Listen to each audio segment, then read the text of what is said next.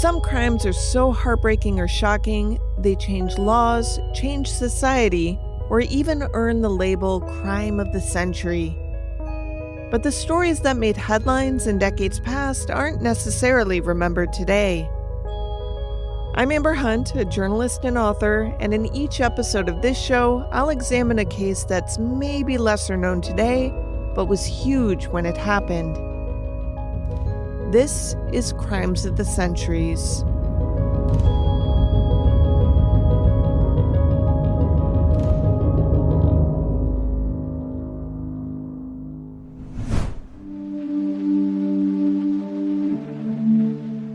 Between 1990 and 1993, he helped cause the death of 130 people. For one of those, he didn't just help, he outright pulled the metaphorical trigger. I did, but it could be manslaughter, not murder. It's not necessarily murder. But it doesn't bother me what you call it. I know what it is. This could never be a crime in any society which deems itself enlightened. Murder, such an ugly word. A gross exaggeration, he would say, made by a society that is afraid of what living means. It means you die. An enlightened society would, he argued, believe when and how and where you die should be your choice. Not that Jack Kevorkian was advocating rampant suicide. The doctor simply believed that if you were in pain you could not escape, and if medical professionals offered you little hope for a more bearable future, you should be able to ask and get help in ending your suffering by ending your life. Most notably, he believed that help should come from a doctor. For most of the 1990s, the appropriateness of physician-assisted suicide was hotly debated in this country, and its chief proponent was a cardiganed older man who was thin and austere with an almost macabre presence, a veteran pathologist who had hardly distinguished himself as a pioneer until he began to preach the gospel of the right to die. Actually, chief proponent is an understatement. Kevorkian was the face of the movement, the celeb, the spark, the fire, the conflagration that divided America into two camps before such division was required for living here. You were either convinced that we should have control of this one last decision in our lives, or you believe that we should accept that life is sometimes inordinately hard, and buckle up, Buttercup, you're not the decider. Kevorkian, widely known as Dr. Death, was unique in a lot of ways. For one, he was willing to go to prison to prove the point that he cared more about his values than his freedom. He was, in fact, willing to be convicted of murder so that the United States Supreme Court would be forced to take a stand one way or the other. For another thing, he was so vocal and so in your face and, let's face it, so creepy that it made even his supporters shudder. But Kevorkian welcomed the spotlight as well as the derision as he appeared on multiple magazine covers, including Time, and on all those ubiquitous daytime talk shows. He even joyfully nicknamed his makeshift machine the Thanatron, Thanos being the Greek god of death. America's late-night TV talk show hosts became giddy over that, spreading the word about the doctor and his death machine to the part of the American public that didn't read newspapers or watch Oprah. But Jack did what he intended to do. He got the nation's attention on a matter almost no one wanted to talk about. To do so, he helped people all over the nation die by showing them how to inject the necessary drugs, then later by creating a machine that allowed them to do that with the flip of a switch, as many were so debilitated that was the best they could do. Or even later, being bold enough to ditch the machine and be the guy who directly administered the fatal concoction of injections. The drugs he used cost altogether less than $50. And yes, it has been argued that doctors have done this for their patients since the dawn of doctoring, without all the attendant hoopla. Dr. Timothy Quill, a University of Rochester Medical Center internist, told the New York Times, I think it goes on much more commonly than anyone would openly acknowledge. But it's rarely admitted, and sometimes it's something that even families are unaware of, something the doctor and the patient had agreed upon, something simple, something private, something fatal. But this is considered a crime of the centuries because, in the 1990s, overtly helping someone die was something society just hadn't dealt with. It was hardly a benign act, but when the issue got pushed, courts and juries waffled, and then the Supreme Court weighed in. That's when it became a crime in some states, then, in others, it became a crime, all in the span of 2 or 3 decades. It was something Kevorkian willfully committed in his home state of Michigan, where, for years, county prosecutors chose to look the other way until he forced their hand. Jack Kevorkian was not afraid of his critics or the juries that would hear his cases. He sure as hell wasn't afraid of prison. He was just afraid that freedom from suffering, the right of the terminally ill to choose how to die, wasn't ever going to be written into the Constitution as a fundamental American privilege. He was definitely a zealot, but not a religious one. Asked once by a Detroit Free Press reporter what Jack thought happened when you die, the good doctor responded, "You rot." The crimes he confessed to shook America for a long time. The American Medical Association called him a reckless instrument of death in 1995, adding for good measure that he was a, quote, great threat to the public, end quote. Yeah, but last year, a 2024 Gallup poll indicated that 71% of Americans believe doctors should be, quote, allowed by law to end the patient's life by some painless means if the patient or his or her family request it, end quote. The Gallup organization has been asking about this practice since 1947. That first year, only 37% of us favored allowing doctors to end a patient's life. It's telling that the phrase doctor-assisted suicide didn't show up in Gallup polling until 1996, when Kevorkian was center stage. That was 2 years before the good doctor helped a man named Thomas Yoke die, a crime that Michigan prosecutors could not ignore. Kevorkian was found guilty of Yoke's death, convicted of second-degree murder, and sentenced to 10 to 25 years in a maximum security prison in Michigan. He was 70 years old at the time.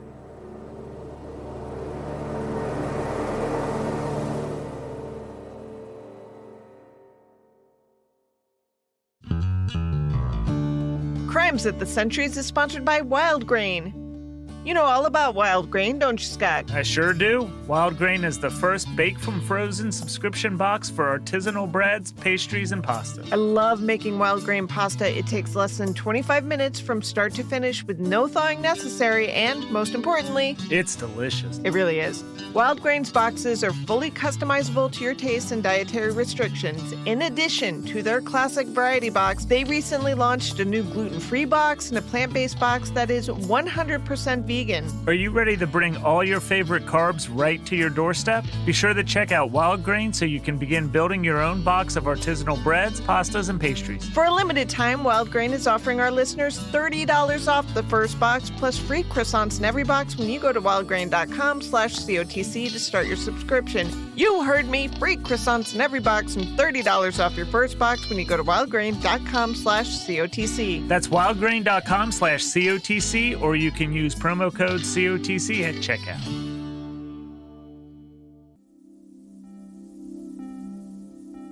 Jack Kevorkian had grown up with parents who had fled the violence that preceded the Armenian genocide in 1915. Intellectually bright, he was so bored in the 6th grade that his teacher requested he be allowed to skip it because his boredom led to troublemaking as he tried to amuse himself. It was disruptive. He was a strange kid who found others baffling, especially girls and later women. He read and learned on his own, creating his own lab in his parents' basement where he built a radio, made gunpowder, and crafted his own fire extinguisher. Later, during the Second World War, he learned to read and speak both German and Japanese fluently to better understand the enemy. He was still in high school. He could play anything on the piano, loved Bach — he once threw the long-dead composer a birthday party — and built his own harpsichord. He bought his clothes from the Salvation Army. He served admirably as a medical officer during the Korean War, but he liked to photograph the eyes of the dying. He genuinely thought he would win the Nobel Prize for the work he did on establishing the right to die. But that was later. The big aha moment for medical student Jack Kevorkian occurred in 1958 when, in a seminar at the University of Michigan Medical School, the topic of autopsies arose. Specifically, the class was being lectured on something they had already learned, and out of a desire to change the subject, someone asked about the history of the practice. Intrigued by that, Kevorkian, then a pathology resident, began to read, in the original German, apparently, how the ancient Greeks, wanting to learn more about how the human body worked, began to experiment on condemned criminals. This made Kevorkian think, somehow, that he could drive his '56 Ford to Columbus, Ohio, and just show up unannounced at the state penitentiary there and ask to talk to some of the condemned. Now, death row is not for the faint-hearted. I know, I've been there. But the young doctor managed to get to speak to a few and ask them if he could do medical experiments after they had, expired at the hands of the great state of Ohio. If you're wondering why he didn't stick to Michigan with this request, that state was the first to ban capital punishment for all but treason in 1847. It banned it altogether in 1964. So off to the Buckeye State he went. Anyway, one Ohio death row inmate wrote Dr. Kevorkian to say he would, quote, be glad to give you what you've requested of me, and in doing so, it might help others, end quote. Michael Betzold, a reporter for the Free Press who later wrote the book Appointment with Dr. Death, discovered Kevorkian's essay concerning the Ohio prisoner proposal. In a nutshell, Kevorkian wanted to inject the prisoner with anesthesia at the time of his execution, then do experiments on the unconscious man. Kevorkian wrote that new cures could be developed and research money saved and great insight gained on how the criminal mind works. Then, when he was done, he'd go ahead and inject the condemned with the necessary drugs to cause the death that the state had required. Waxing even more on his hypothesis, he said it could open up a whole new field of medicine. Betzold quoted Kevorkian as having written that it would be, quote, a unique privilege to be able to experiment on doomed human beings, end quote. See what I meant earlier about being creepy? He just was. Now, he didn't see any parallel with the kind of human experimentation he was proposing, with that done on people imprisoned in Nazi concentration camps, but others did. Kevorkian commented on the potential parallels, though even his seeming revulsion of these actions is cloaked in creepy language. He wrote, quote, those medical crimes were apparently such a horrendous discovery for the civilized world that, regrettably, they seem to have blunted reason and common sense to the rational assessment of the use of condemned human beings for research. Medical experimentation on consenting humans was, is, and most likely will be the laudable and correct thing to do, end quote. Betzold reports that the proposal on this prisoner experimentation was presented to the American Association of Sciences while it convened in the nation's capital. It was not well received. So much so that the head of the pathology department at the University of Michigan gave Kevorkian a choice to give up this highly questionable line of thinking or, exit the premises. Jack left to go to a public hospital in his hometown of Pontiac, Michigan. There, he latched onto another idea, that blood could be transfused from a corpse to a live patient. This had some terrific implications, he felt, for battlefield medicine. He even went so far as to give it a try, using a friend and a young staffer at the hospital as the recipients of blood from the freshly deceased. The experiment with the 18-year-old staffer went a little far as Kevorkian couldn't get blood from the dead stroke victim's jugular and chose to simply get it directly from the corpse's heart, jabbing him in the chest. I've said this before and I'll say it again. I'm no doctor, but this is odd business, given that no one had said he could do this, and no one seemed to have stopped him. And I hasten to add, no one was questioning if the good doctor was even aware of the medical and legal minefield he was gaily galloping through willy-nilly. Granted, it was the early 1960s, But medical ethics, especially post-Nuremberg, were pretty clear on this stuff. But I digressed. Back to Jack, who seemed to drop the whole thing after pitching his dead guy transfusions to the Pentagon. This was while the generals there struggled with Vietnam, and they passed on the idea. Needless to say, he got no research money for his big idea. Still working as a pathologist, he happened to join an adult education art class in Pontiac. There, he painted works that shocked his suburban dabbler classmates. A story in the December 11th, 1993 Detroit Free Press described 18 of his works from that era. A few highlights: a gruesome drawing of an iris growing out of the eye socket of a skull with various dismembered body parts in the background. A headless man seated at a dinner table, knife and fork in hand. On a plate is the man's head, an apple in his mouth. On the table are salt and pepper shakers shaped like warheads. A man hanging by bloody fingernails above a shaft with ghostly faces at the bottom of an abyss. A gruesome depiction of a man squatting in a cave, eating part of a human face.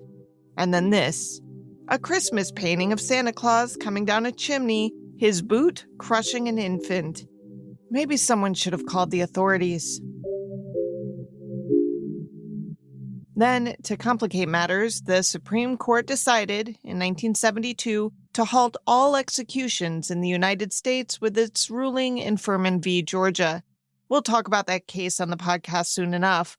For now, just know that the court reasoned in that case that the death penalty violated the Eighth Amendment's ban on cruel and unusual punishment. What that meant for Jack Kevorkian was that his pool of the condemned on which to work suddenly dried up.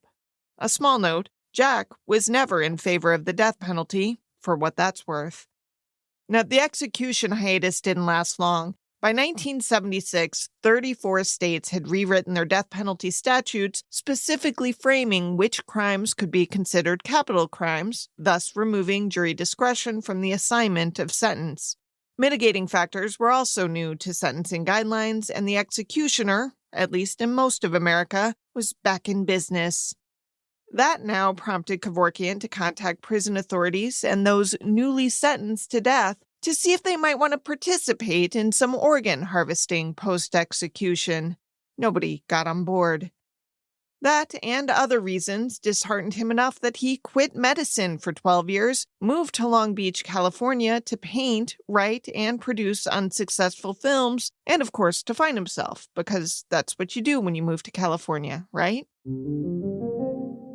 Then in 1986, the Netherlands got out in front of the discussion about euthanasia in something called the Postma case. A precursor to the formal legalization of it in 2002 in that country, Postma essentially allowed Dutch doctors to perform euthanasia when patients were suffering unbearable pain, had no chance of improving, and asked to die. As an aside, Truus Postma and her husband Andries were both general practitioners in the little village of Noordwolde in rural Friesland, who brought about the death of Truus's mother, an act they believed was loving and merciful. According to a 2007 story in the National Library of Medicine, Truus's mother, quote, had suffered a brain hemorrhage, was deaf, had difficulty speaking, and had to be tied to her chair in her nursing home so as not to fall. She repeatedly begged her daughter to end her life. End quote. Truus reluctantly agreed, injecting her mother with 200 milligrams of morphine, and was with her when she died. The Postmas informed the nursing home. The officials there informed the health department, which charged Truus with voluntary euthanasia, which carried a 12-year prison term. She was found guilty, but in a humane solution, was given only a week suspended prison sentence and 12 months of probation. It was really the world's first euthanasia test case. The Postmas and the village in which they were judged came to represent the view that euthanasia, in this case specifically, was a defensible and moral choice. That same year, Andries, Truus's husband, who had helped her on the day her mother died, helped to launch the Dutch Voluntary Euthanasia Society, which forced the 2002 legislation that allowed for, quote, the right of free choice at the end of life, end quote. It was from the postmas that Kevorkian drew courage in 1987 to go to Amsterdam, only to find that doctor-assisted suicide was not, in fact, legal, but not exactly illegal either. Tolerated, let's say. They, too, frowned on his new ideas that not only dealt with harvesting organs from the unconsenting to experimenting on the mentally ill who had expressed a desire to die by suicide. The latter idea, in which he proposed centers for death on demand, caused widespread ridicule. But Jack, being Jack, was, in a word, undeterred.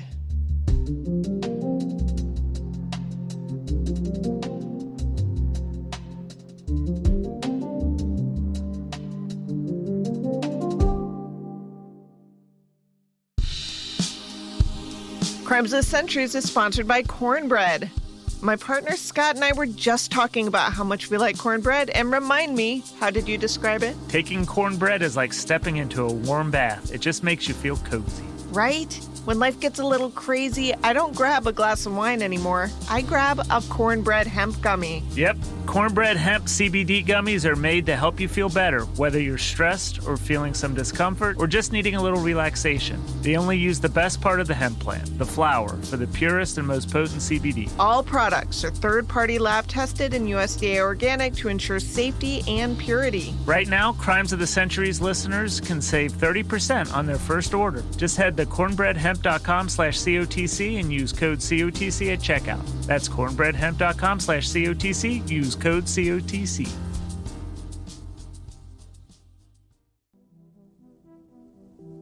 In 1987, a Detroit newspaper ran an ad in which Dr. Jack Kevorkian offered his services as a physician consultant for death counseling.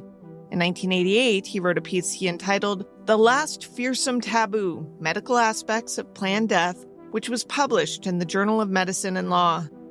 This was the first time he'd gone public with his idea for suicide clinics and the prospect of medical experimentation on patients who consented to it. The medical establishment reeled. This was so counter to the Hippocratic Oath. Neil Nichol and Harry Wiley, both friends of Kevorkian, authored a book titled Between the Dead and the Dying. In it, they are clearly on Jack's side in his crusade. They make an interesting argument along the way about the Hippocratic Oath. Allow me a moment here to explain their thinking, because we all assume we know the main thrust of the oath. You know, do no harm. Well, they note that wording is actually not in the oath, but in some of Hippocrates' other writing on epidemics.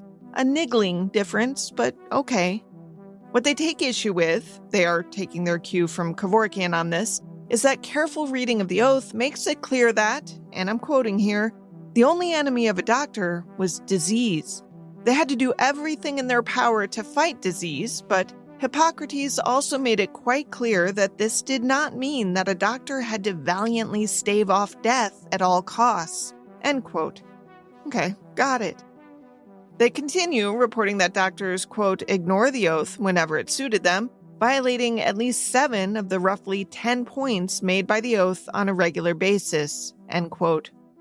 I won't belabor this, but apparently Hippocrates, in his oath, told them good stuff like confidentiality and equitable care, but also counseled against using knives or doing surgery. It swore by Apollo and other Greek gods, told them to revere their teachers and share their earnings with them.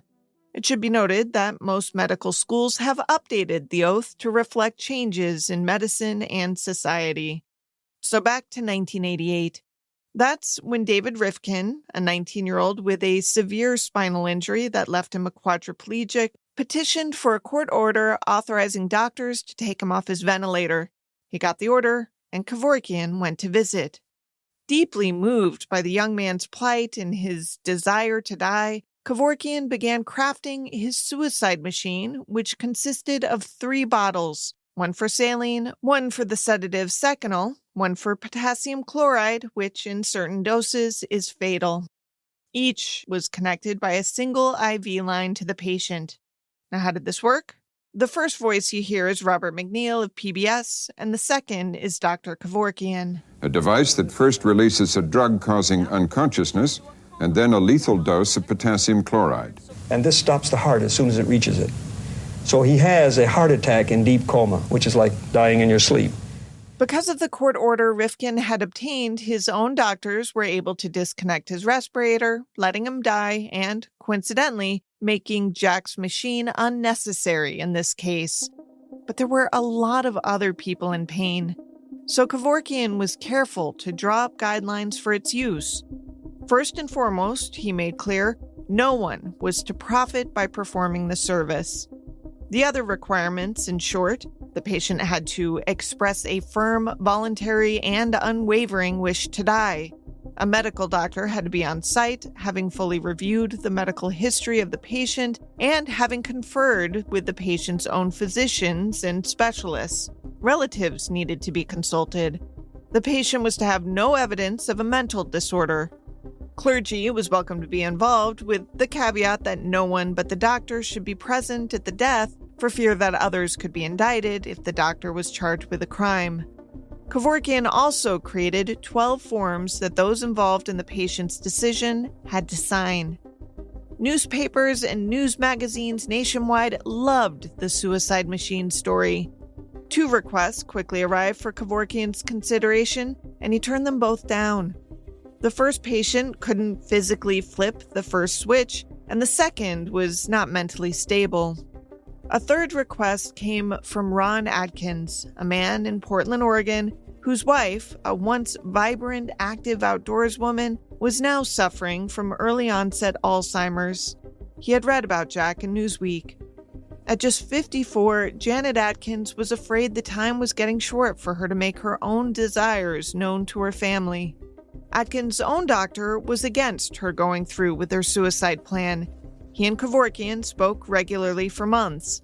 They both encouraged Atkins to go through a special program aimed at improving her memory, but she saw no change. The Atkins drove to a small village in Oakland County, Michigan in early June 1990. This is where Kevorkian had decided to employ his machine for the first time, choosing to set it up inside his 1968 Volkswagen van that he'd situated in Holly's Groveland Park. Atkins asked Kevorkian to hurry. She died within 6 minutes of her flipping the switch. Kevorkian promptly called the police, who arrested him and confiscated his machine. But what to charge him with? Good question. Jack Lessenberry, a Michigan journalist, explains what happened next. His lawyer, Jeffrey Feiger, said to the district judge, Michigan has laws against murder. It's illegal to kill yourself, but there's nothing against assisted suicide. And the judge scratched his head and said, oh yeah, you're right. That was that, and the Atkins family, back in Oregon the next day, held a press conference and read Janet's suicide note so all could know that she had made this decision. This is her husband speaking. Her decision that had been made some time ago, the boys were all familiar with it, and we all knew what she wanted to do. The New York Times interviewed Dr. Kevorkian that same day, and the gate on the weirdness flung open in more ways than one. The Times quoted Jack, "My ultimate aim is to make euthanasia a positive experience." A small kerfuffle ensued, with medical ethicists weighing in, along with medical associations, right-to-lifers, and concerned religious leaders. The Alzheimer's Association protested the cruelty of the choice Atkins made. Physicians questioned if Kevorkian had even done enough preliminary work with Mrs. Atkins to warrant his diagnosis and fulfillment of her request. Dr. Mark Siegler, director of the Center for Medical Ethics at the University of Chicago, explained to Mike Wallace, "There are many of us who are worried that legalizing or permitting euthanasia is dangerous to patients and dangerous to society. I guess the arguments against it is that we can do better than kill people when they're near the end of life. We can do better with end-of-life care." Some worried that somehow this would create, at least for many with degenerative and debilitating diseases, what they called a, quote, societally imposed duty to die, end quote. Others, like the now defunct Right to Die Hemlock Society, applauded Kevorkian. The TV networks hosted forums with dueling experts. Families had discussions for the first time about the issue. 4 days after Janet Atkins' death, on June 8, 1990, an Oakland County Circuit Court judge enjoined Kevorkian from aiding in any suicides. 6 months later, on December 12th, a district judge dismissed murder charges against Kevorkian for the death of Atkins. The judge felt he had no choice.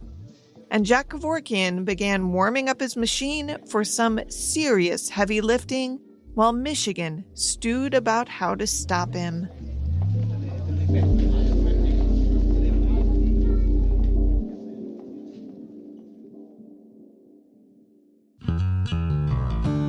Crimes of the Centuries is sponsored by Smalls. Tell me something Betty Lou the cat did recently. So we have this in-window bird feeder, and when she's feeling feisty, she sometimes scares the birds at the feeder. But the cute part is afterwards, she walks up to me like she's so proud of herself, like she just protected the whole household from a terrifying finch. Aw, well, it's a good sign when Betty Lou is feisty because it means she's feeling happy and frisky, and that's exactly how we want her. And it's why we feed her Smalls. Betty Lou loves Smalls, which New York Magazine called the best cat food according to veterinarians. BuzzFeed said my cats went completely ballistic for this stuff. Betty does too. After switching to Smalls, 88% of cat owners reported overall health improvements, and that's a big deal. What are you waiting for? Give your cat the food they deserve. For a limited time only, because you're a Crimes of the Centuries listener, you get 35% off Smalls plus an additional 50% off your first order by using code COTC. That's an additional 50% off when you head to smalls.com and use promo code COTC. Again, that's promo code COTC for an additional 50% off your first order plus free shipping at smalls.com. Jack Kevorkian was spoiling for a fight. You could hear it in his voice. If I'm a criminal, then you can look at me and say, you're a criminal, then throw me in jail. But keep me there, because if I get out, I'll do it again. I want this to be a medical service that's controlled. It isn't now. It's all hit or miss. Lay people are shooting each other and suffocating each other and poisoning each other and drowning each other. That's silly. How can doctors stand by and watch that? Later, the good doctor would say he had helped at least 130 people to die quietly. For the record, the list started out something like this. On October 23, 1991, both Marjorie Wantz, 58 and suffering from debilitating pelvic pain, and Sherry Miller, 43 with multiple sclerosis, died while being attended by Kevorkian in a cabin in a state park. Wantz made use of the machine, while Miller opted to be poisoned by carbon monoxide she inhaled through a face mask. This is Miller's voice in her recorded consent video. I want to die. A month later, Kevorkian's medical license was revoked. In May 1992, Susan Williams, a middle-aged woman with multiple sclerosis, died in her home, Kevorkian by her side, by also inhaling carbon monoxide through a face mask. In July of 1992, another Oakland County Circuit judge dismissed charges relating to the deaths of Wantz and Miller. 2 months later, in September, Lois Hawes, a 52-year-old with lung and brain cancer, opted as well for the face mask, administered in the home of Kevorkian associate and later biographer Neil Nichol. With his medical license revoked, Kevorkian had to curtail the options on his menu o' death, as it were, because he was no longer able to legally prescribe the necessary drugs for the cocktail his machine administered. So, from November 1992 through February 1993, he helped 11 more people die from carbon monoxide inhalation. He was by each of their sides, providing both the mask and the gas that killed them. Now, you might be wondering, why the onrush of activity now? Well, the Michigan legislature had passed a ban on the practice in December 1992, set to go into effect on March 30th, 1993. Then Michigan Governor John Engler signed the law into effect in late February, making the offense a felony with a 4-year prison sentence attached. There was no question what prompted the legislation. This is how a UPI Wire story began on December 3rd, 1992. Quote, Michigan lawmakers Thursday cleared a bill to outlaw assisting in suicide, a measure aimed specifically at Dr. Death Jack Kevorkian, and Governor John Engler promised to quickly sign it into law. End quote. But the public, private, and political waffling on the subject was evident as Engler allowed the law to expire while a Blue Ribbon Commission studied the practice and the effect of permanent legislation to prevent it. Meanwhile, Michigan Right to Life asked prosecutors in Macomb County, the county in which a 70-year-old man named Hugh Gale died, to look into whether Kevorkian had changed his written and verbal accounts of the man's death, purposely deleting that Gale had tried to stop the procedure midway. Kevorkian made noises about going back to California, where he still had a medical license. A California judge beat him to the punch, suspending his medical license there after the medical board asked for the revocation. Then, on August 4th, 1993, Thomas Hyde, who had been diagnosed with ALS, died in Kevorkian's van while it was parked on Detroit's Belle Isle. A month later, a judge ordered Kevorkian to stand trial for Hyde's death. This judicial mandate had no effect on Kevorkian, who was present that same day at the death of a 73-year-old cancer patient in Redford Township. While the tussling over the doctor's actions was in full swing in the Detroit area, Kevorkian and his attorney, Jeffrey Feiger, had asked a separate court that the Michigan law against assisted suicide be ruled unconstitutional. That was traveling through the court system at the same time Jack was continuing to carry out his mission, one patient at a time. Now, to speed up the death parade for time's sake, let me tell you that no one has ever challenged that Kevorkian was in on 130 deaths. Also know that, in the mid-1990s, prosecutors tried Kevorkian 4 times. The first trial was for the death of Hyde. 3 times he was acquitted. The 4th ended in a mistrial. Kevorkian eventually got his deepest wish when the Supreme Court agreed to hear the constitutionality issue that Michigan was trying to settle. But on June 27, 1997, Chief Justice William Rehnquist wrote the 9-0 opinion against him. Quote, "Our decisions lead us to conclude that the asserted right to assistance in committing suicide is not a fundamental liberty interest protected by the Due Process Clause." End quote.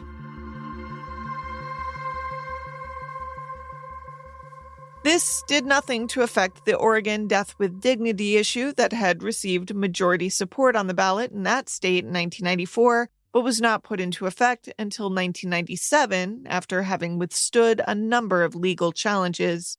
It also had no effect on any other bill allowing assisted suicide that might appear on other states' ballots. Had the tide turned? Jack was not patient enough to wait to find out.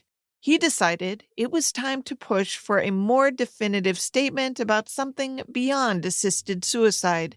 He would ask the nation to see how it felt about euthanasia. FYI, euthanasia is when the doctor administers the drugs that cause death.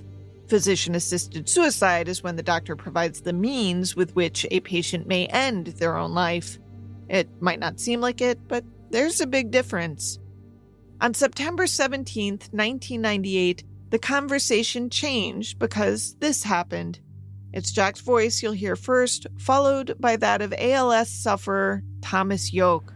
I, Thomas Yoke, the undersigned, entirely voluntarily, without any reservation, external persuasion, pressure, or duress, and after prolonged and thorough deliberation, hereby consent to the following medical procedure of my own choosing, and that you have chosen direct injection, or what they call active euthanasia, to be administered by a competent medical professional in order to end with certainty my intolerable and hopelessly incurable suffering.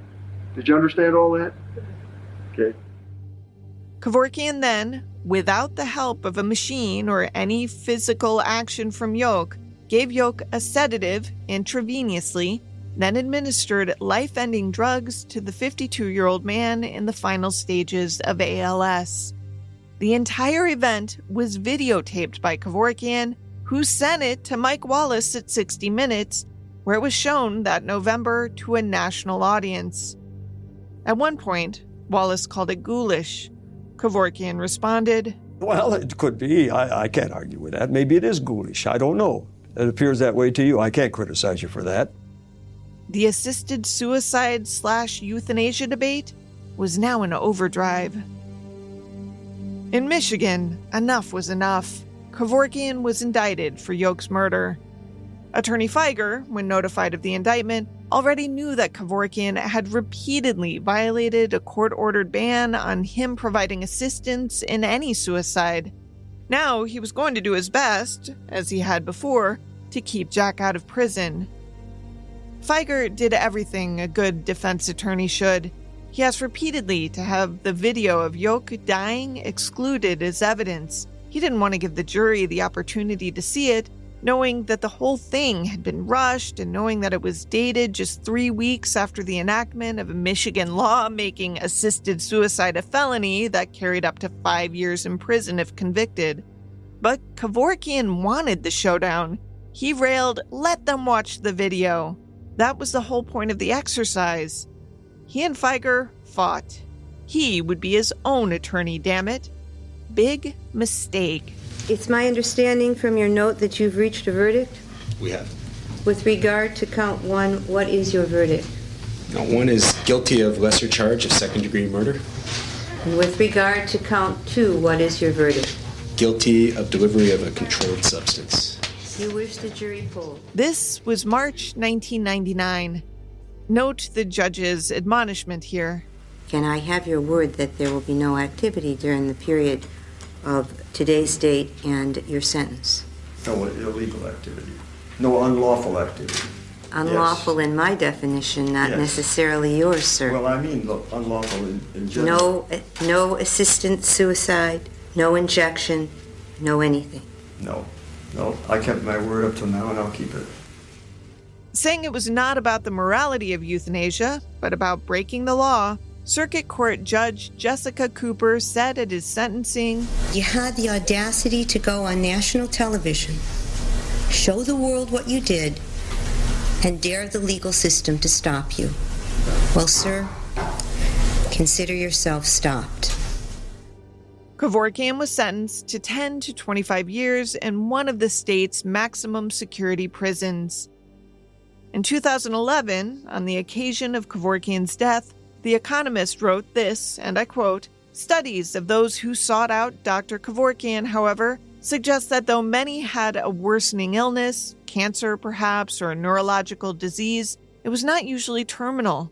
Autopsies showed 5 people had no disease at all. Those who came to him were more likely to be women than men, often unmarried and typically ill at ease when talking to doctors. Little over a third were in pain. Some presumably suffered from no more than hypochondria or depression," end quote. The Detroit Free Press had also analyzed the deaths, finding that 60 people of those who operated his suicide machine to cause their own deaths were not terminally ill. The paper also found that 19 died within 24 hours of meeting him, and that 13 had not complained of pain.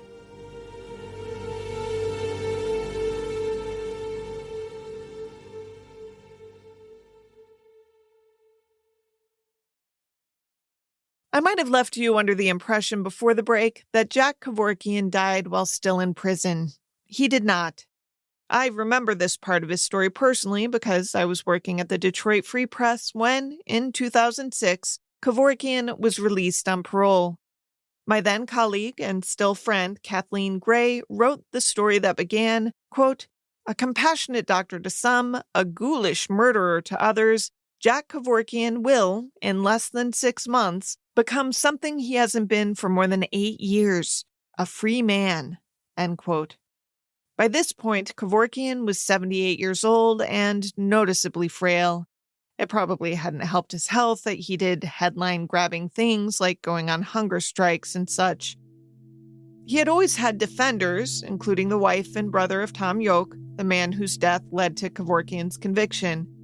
Terrence Yoke said, quote, "Every day that goes by is a day too long for Jack Kevorkian to be in jail. He was thinking about my brother and not committing a crime," end quote. The number of Kevorkian's supporters seemed to grow the longer he was behind bars. Detroit newspapers regularly ran letters to the editor calling for his release from prison. Some called on Michigan's governor to pardon him. One wrote, quote, "At what point do we as a society value life for its humanity rather than its mere existence? How many murderers and rapists roam free on our streets while Jack Kevorkian, who merely wanted to free people from their living hells, sits dying in a jail?" End quote. At first, prosecutors resisted. They said that Kevorkian remained a deadly threat that was only contained by imprisonment. Over time, Kevorkian softened his rhetoric until he finally broke down. He was desperate to go home, vowing, quote, "Anything that will bring me back to prison, I will avoid," end quote. Oakland County prosecutor David Gorsica didn't bother to appeal, telling reporters that the doctor had served his minimum term and seemed genuine when he promised not to assist in any other deaths. He was released June 1st, 2007, with reporters looking on. This is from the Associated Press. After 8 years? Yeah. It was wonderful. A few days later, talking at a press conference, Kevorkian vowed to keep advocating the Ninth Amendment. Now, you don't hear about that one a lot, so I'll read it to you. Quote, "The enumeration in the Constitution of certain rights shall not be construed to deny or disparage others retained by the people." End quote. In short, the idea behind that is the founders were like, hey, future generations, don't worry, just because we didn't spell out something specifically in this here Constitution doesn't mean you don't have the right to it. Kevorkian told reporters, quote, "The Ninth Amendment in the Constitution, that's your savior. I'm the reincarnation of Thomas Jefferson," end quote. He later clarified that he was speaking figuratively. He didn't really think he was Thomas Jefferson reborn. Anyway, when Kevorkian died at age 83 of kidney failure in 2011, his former attorney, Jeffrey Feiger, said this about him. "It's a rare human being who can single-handedly take on an entire society by the scruff of its neck and force it to focus on the suffering of other human beings."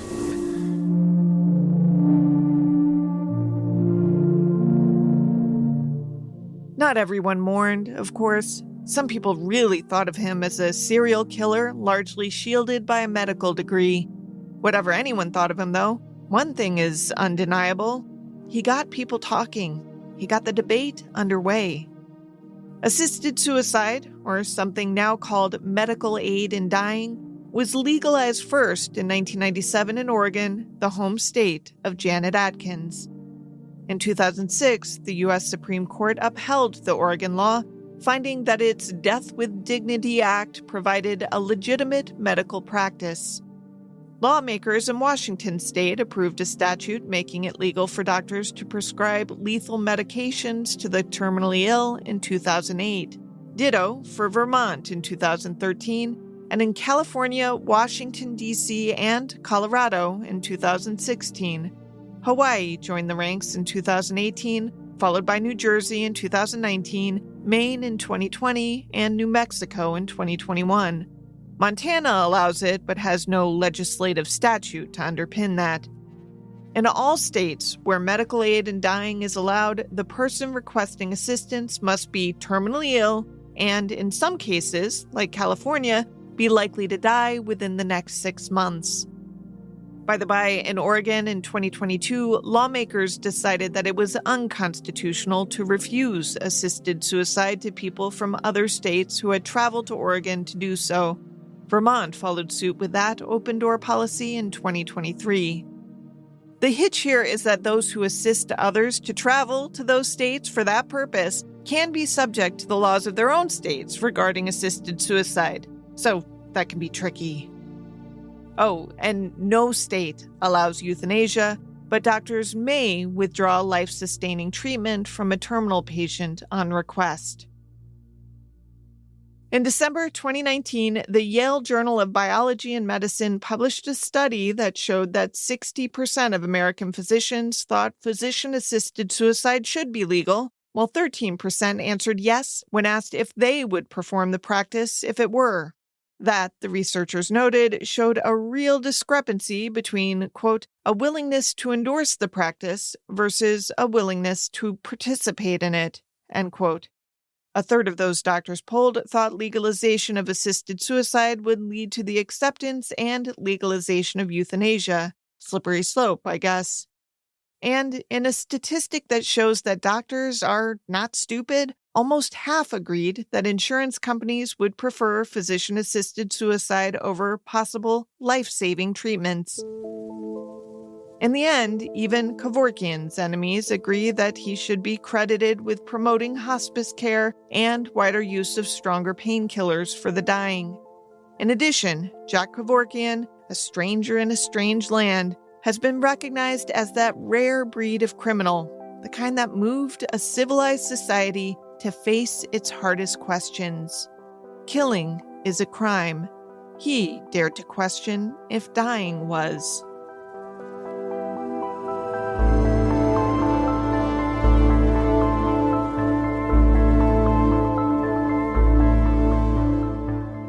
To research this case, journalist Amy Wilson read Michael Betzold's Appointment with Dr. Death and Neil Nickel and Harry Wiley's Between the Dead and the Dying.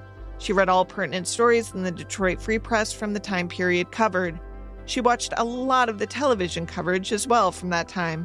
She was a staff writer at the Free Press between 1990 and 1995 when Kevorkian began his campaign in Michigan. I, meanwhile, was a reporter at the Free Press when Kevorkian's prison sentence came to an end.